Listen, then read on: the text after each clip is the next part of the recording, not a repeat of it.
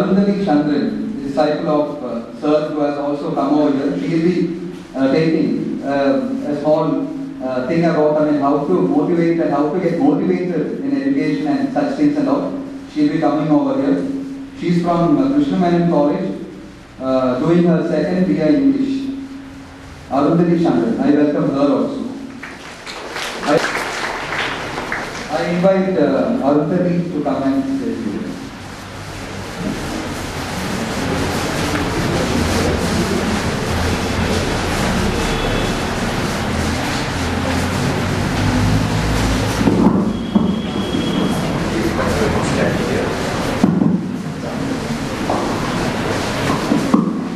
Good afternoon. കുറച്ച് ശബ്ദത്തിൽ പറയാൻ ഉച്ചക്ക് ചോറ് കഴിച്ചില്ല കഴിച്ചിട്ടില്ലേ കുറച്ചുകൂടെ നിങ്ങൾ ശക്തി കാണിക്കണ്ടേ? Good afternoon. കൊള്ളാം. എന്റെ പേര് അരുന്ധതി ചന്ദ്രൻ. ഞാനിവിടെ Krishna Menon government women's college second year degree student ആണ്. ട്രെയിനർ ആകാനുള്ള ആഗ്രഹം കൊണ്ടും ആകാൻ സാധിക്കുമെന്ന വിശ്വാസം കൊണ്ടാണ് ഞാൻ ഇവിടെ ക്ലാസ് എടുക്കാൻ വന്നിരിക്കുന്നത്. നമുക്ക് വിശ്വാസത്തിലോട്ട് അല്ലെങ്കിൽ ഒരറിവുള്ള ആൾക്കാർക്ക് എന്തിനെ കുറിച്ചും പ്രവചിക്കാൻ സാധിക്കും അല്ലേ? ഒരുപക്ഷെ ഇതിലൂടെ ഈ ലൈറ്റ് ഇങ്ങനെ കത്തും, മൈക്കിനടുത്ത് കംപ്ലൈന്റ് വരും, ഇങ്ങനെയുള്ള ചില ശബ്ദങ്ങളൊക്കെ പുറപ്പെടുവിക്കും. അങ്ങനെ പലതിനെ പറ്റി നമുക്ക് പ്രവചിക്കാൻ സാധിക്കും അല്ലേ? പക്ഷെ നമുക്ക് ഒരിക്കലും പ്രവചിക്കാൻ സാധിക്കാത്തതായിട്ടൊരു കാര്യമുണ്ട്. എന്താണെന്ന് പറയാൻ പറ്റുമോ? പ്രവചിച്ചാൽ തെറ്റാൻ സാധ്യതയുള്ളതായിട്ടുള്ള ഒരു കാര്യം മനുഷ്യനെ കുറിച്ച് അല്ലെ? മനുഷ്യനെ കുറിച്ച് ഇപ്പൊ ഒരാളെ കുറിച്ച് നീ വിഡ്ഢിയാണെന്ന് പറഞ്ഞാൽ അത് ചിലപ്പോ അങ്ങനെ ആയിരിക്കില്ല, അവൻ ഭാവിയിൽ വലിയൊരാളെ മാറും.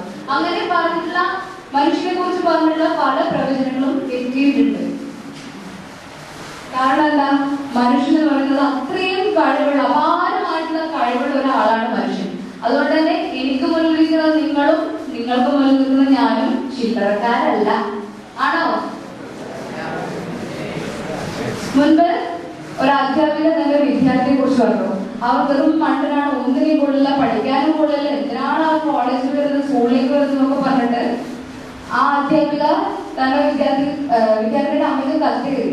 ആ അമ്മ ആ കത്ത് ചുരുട്ടി കൂട്ടി ചവിട്ടി കൊണ്ടുപോയിട്ട് പറഞ്ഞു, എന്റെ മകനെ ഞാൻ സ്കൂളിൽ പോകണ്ട. എന്നിട്ട് ഒരുപാട് സ്കൂളുകളിൽ നോക്കി, അഡ്മിഷൻ നോക്കി, അവിടെ പഠിച്ചു വന്നിട്ട് അവിടെയും വിട്ടിയെന്ന് മുദ്രകുത്തപ്പെട്ട അവസാനം 1098 കണ്ടുപിടുത്തങ്ങൾ നടത്തി തോമസ് ആൽവ എഡിസൺ എന്ന പേര് സമ്പാദിച്ചപ്പോൾ ആ അധ്യാപികക്ക് തെറ്റി.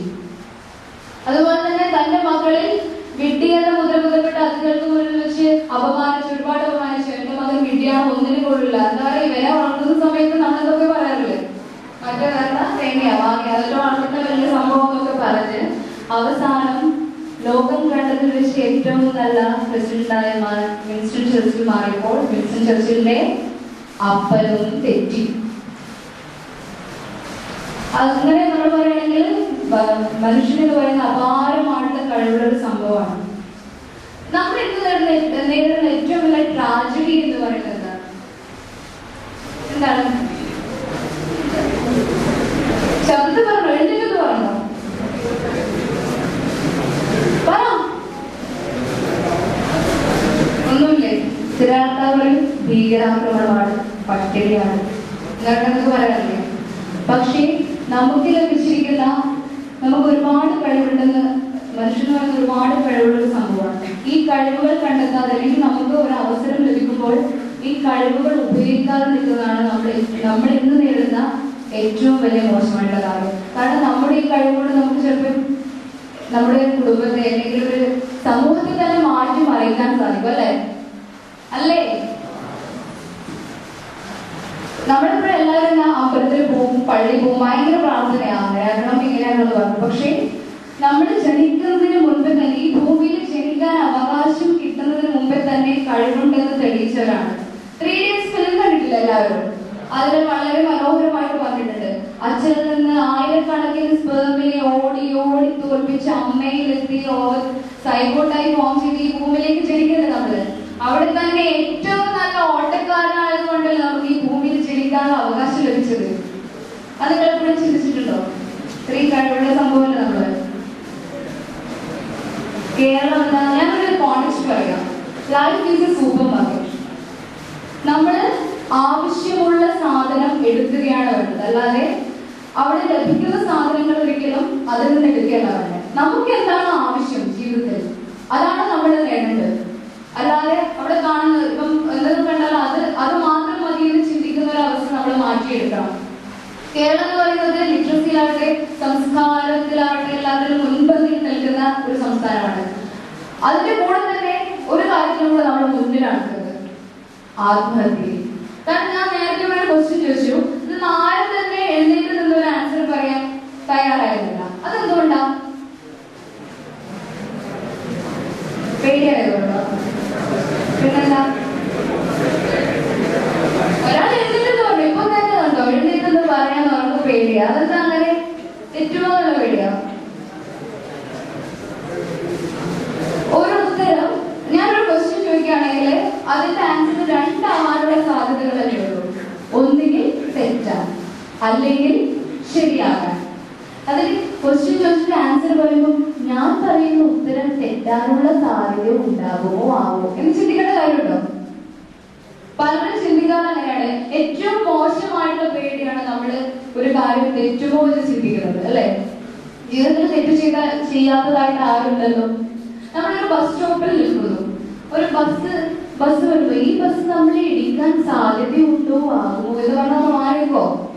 ഒരു റെയിൽവേ സ്റ്റേഷനിൽ പോയി നമ്മുടെ വരുന്ന ട്രെയിൻ, നമ്മൾ ട്രെയിനിൽ കയറാൻ നിൽക്കുന്നത്, ഈ ട്രെയിൻ പാളം തെറ്റാൻ സാധ്യതയുണ്ടോ ആകുമോ എന്നൊക്കെ പറഞ്ഞ് നമ്മുടെ ട്രെയിനിൽ കയറാതിരിക്കോ?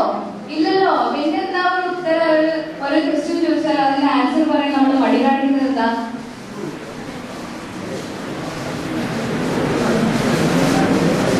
അതിനുത്തരവില്ലേ? നമുക്കറിയാലേ, ഏപ്രിൽ മെയ് മാസങ്ങളിലാണ് വളരെ നമ്മുടെ കുട്ടികൾക്ക് ഭയങ്കര പേടിയാ. കേരളം എന്ന് പറയുന്ന ആത്മഹത്യയിലൊക്കെ മുൻപിൽ നിൽക്കുന്ന ഒരു സംഭവമാണ്, അല്ലെ? പേടിയാ, പലർക്കും പേടിയാ. എക്സാമിന് പേടി, പിന്നെ റിസൾട്ടിന് പേടി, അങ്ങനെ എല്ലാത്തിനും പേടിയാ. മാർച്ചില് ഹയർ സെക്കൻഡറി പ്ലസ് ടു പരീക്ഷ, SSLC പരീക്ഷ നടക്കും. ഏപ്രിൽ മെയ് ആകുമ്പോഴത്തേക്ക് റിസൾട്ടും വരും, അല്ലെ?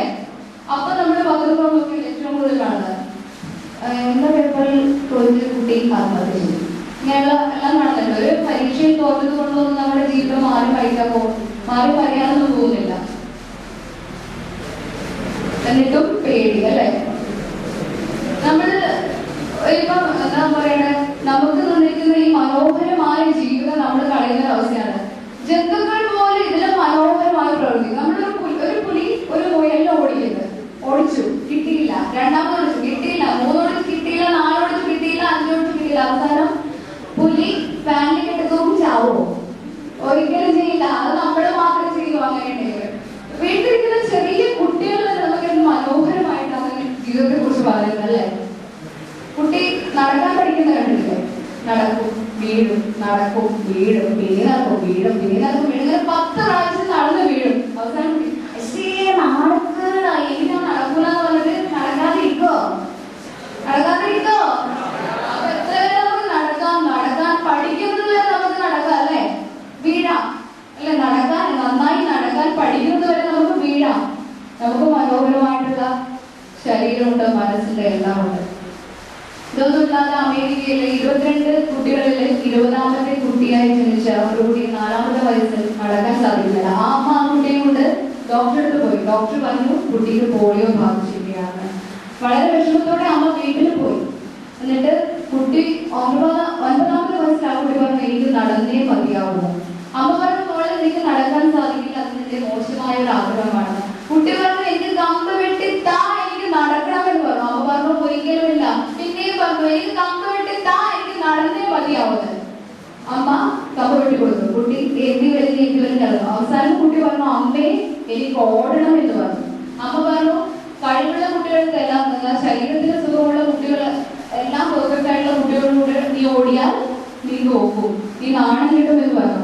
കുട്ടി പറഞ്ഞു എനിക്ക് ഓടണം, എന്നെ അവിടെ കൊണ്ടുപോയി നിർത്ത് പറഞ്ഞു ഓടി. ആ കുട്ടി ആ മത്സരത്തിൽ തോറ്റു.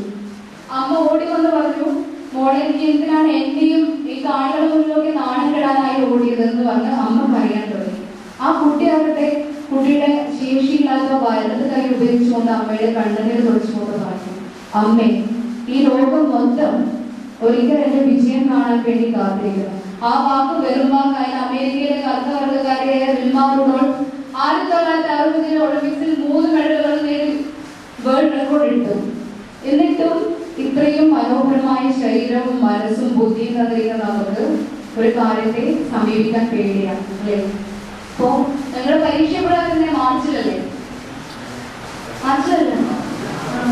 മാർച്ചിൽ വരുന്ന പരീക്ഷയെയും പരീക്ഷാ റിസൾട്ടിനെയും വളരെ ധൈര്യപൂർവ്വം നേരിടുകയും നിങ്ങളെ ഏതെങ്കിലും അധ്യാപകർ വിദ്യയെന്ന് വിളിച്ചിട്ടുണ്ടെങ്കിൽ ആ അധ്യാപകന്റെ മുന്നിൽ പോയി ധൈര്യപൂർവ്വം പറയണം, സർ സാറിനും തെറ്റിയെന്ന്. അങ്ങനെ പറയോ? പറയോ? Thank you.